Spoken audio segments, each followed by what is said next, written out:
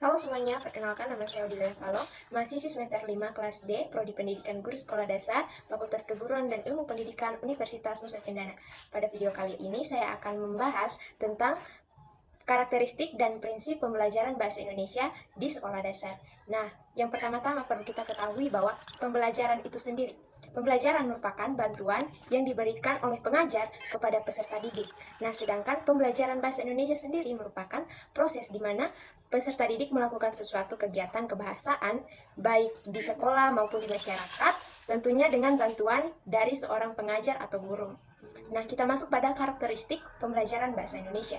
Yang pertama ada kemampuan awal. Nah, kemampuan awal ini meliputi kemampuan intelektual siswa, kemampuan berpikir siswa, dan juga kemampuan psikomotor siswa. Yang kedua ada kultural atau budaya sekitar siswa. Itu menyangkut sosio-kultural. Yang ketiga ada karakteristik anak, yaitu kegiatan yang serba manipulatif, konkret, dan juga terpadu. Kita masuk pada tujuan dari pembelajaran bahasa Indonesia itu sendiri. Nah, tujuan yang pertama adalah komunikasi yang efektif, efisien, baik lisan maupun tulisan. Yang kedua, menghargai dan bangga menggunakan bahasa Indonesia. Yang ketiga, memahami dan menggunakan bahasa Indonesia dengan tepat dan kreatif.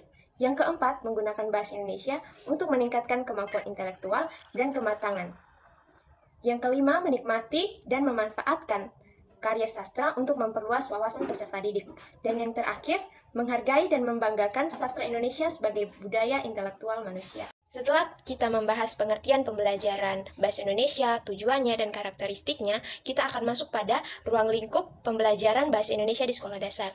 Ada 6 poin di sini. Yang pertama, peserta didik dapat mengembangkan potensinya sesuai dengan kemampuan, kebutuhan, dan minatnya, serta dapat menumbuhkan penghargaan terhadap hasil karya kesastraan dan hasil intelektual bangsa sendiri.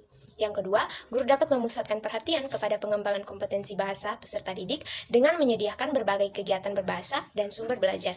Yang ketiga, guru lebih mandiri dan leluasa dalam menentukan bahan ajar kebahasaan dan kesastraan sesuai dengan kondisi lingkungan sekolah dan kemampuan peserta didiknya. Yang keempat, orang tua dan masyarakat dapat secara aktif terlibat dalam pelaksanaan program kebahasaan dan kesastraan di sekolah. Yang kelima, sekolah dapat menyusun program pendidikan tentang kebahasaan dan kesastraan sesuai dengan keadaan peserta didik dan sumber belajar yang tersedia. Dan yang terakhir, daerah dapat menentukan bahan dan sumber belajar kebahasaan dan kesastraan sesuai dengan kondisi kekhasan daerah dengan tetap memperhatikan kepentingan nasional. Poin yang terakhir, kita masuk pada prinsip pembelajaran bahasa Indonesia di sekolah dasar. Yang pertama, ada konsep kontekstual, yaitu menghadirkan dunia nyata ke dalam kelas. Jadi, guru itu bisa mengambil contoh nyata yang ada di sekitar peserta didik dan dimasukkan ke dalam pembelajaran.